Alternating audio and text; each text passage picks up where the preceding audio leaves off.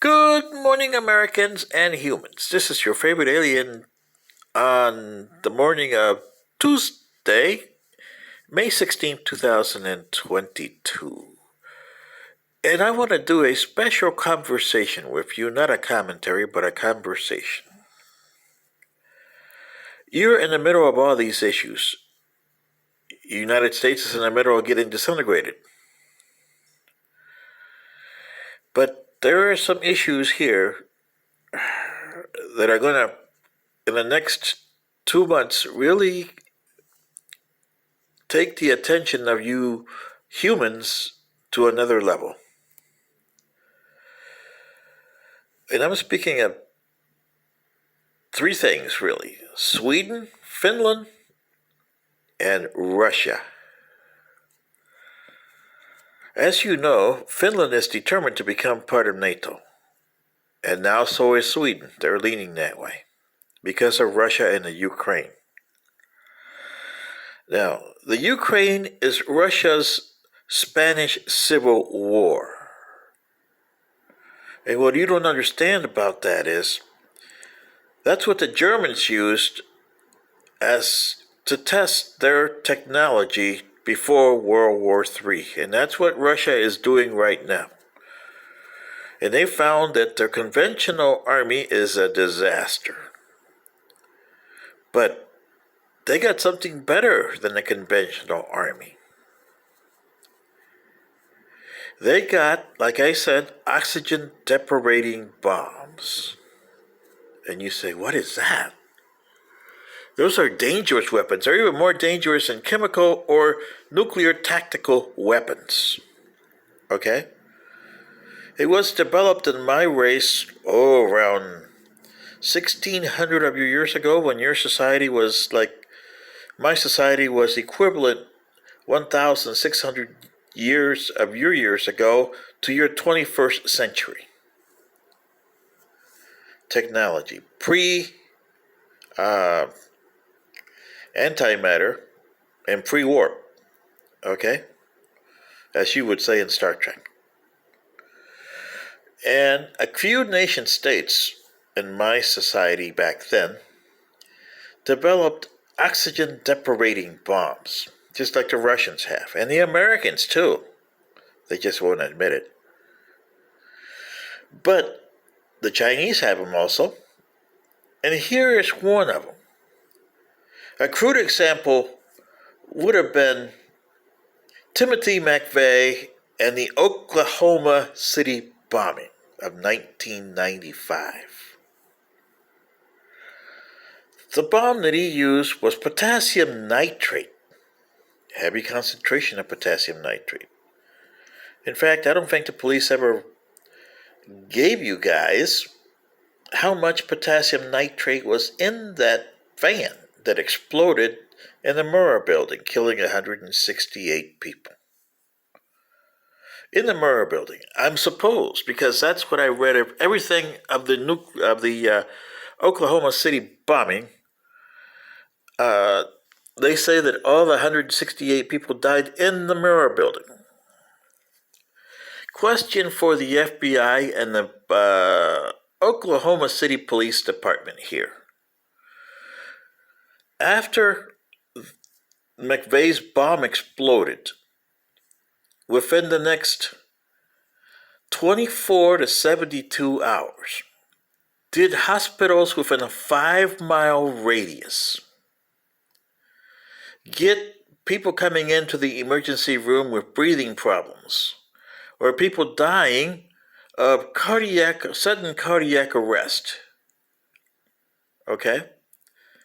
Did anybody in those hospitals ever look at other situations? Okay, you had the bombing that killed 168 people, and here we are 24 to 36 hours or 72 hours later, and within the 5-mile radius, you're getting people coming in with issues of breathing, oxygen deprivation.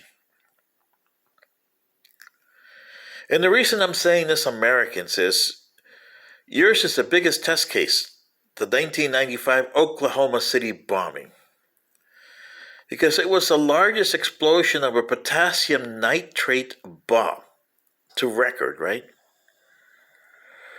And the combination of potassium nitrate, the explosion, and your planet is 78% nitrogen.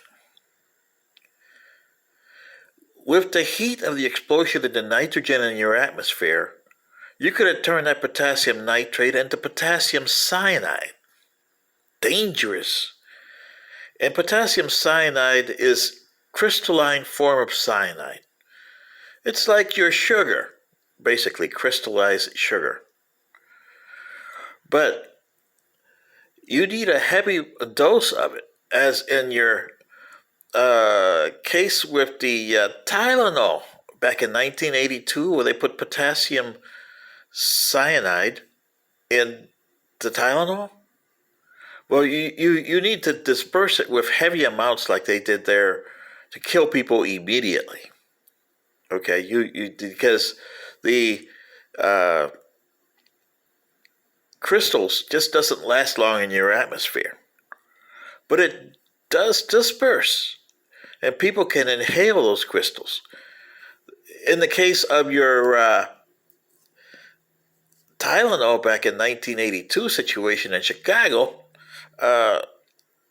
whoever did it, and some say Ted Kaczynski, well, they did it pretty good because they put a heavy concentration into the Tylenol itself. So when the poor ladies and the people that died there took that, one pill will kill you instantly. But say in an area like Oklahoma City, with naturally, or I would say not naturally, but humanly created, unexpected side effects of the potassium nitrate bomb explosion at the Oklahoma City bombing in 1995. Well, did the police ever go, and I bet you if their cold case department with the FBI can go back and check the records of 1995, the hospitals within a 5-mile radius of the Murrow building, they would have people that come in with either suddenly died because of a heart attack, or complaining about breathing issues that developed into COPD later on, and some died within days, months, or years after that, depending on how much of the potassium cyanide crystals they inhaled, because you can't see them too well in the atmosphere. They're very small, but you can inhale them either through your mouth or breathing. And this is what Russia's counting on.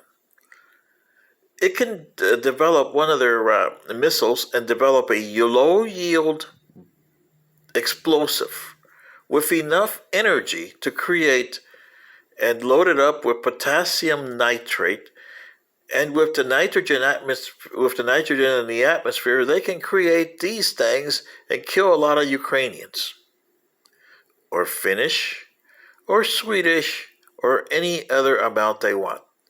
This is a deadlier form of attack than, say, tactical nuclear weapons, or chemical weapons. I'm just putting this out there because it happened in my society a long time ago, and it killed millions. So what do you say, Americans? Are you ready for that? Really? You've had a taste of it. Like I said, Russia is using Ukraine as the Germans used the Spanish Civil War in the 1930s. And I bet you that they took stock of what happened in the Murrah building in 1995 with Timothy McVeigh. He probably didn't know what he was doing, but I bet you now they do. This is your favorite alien. Good day.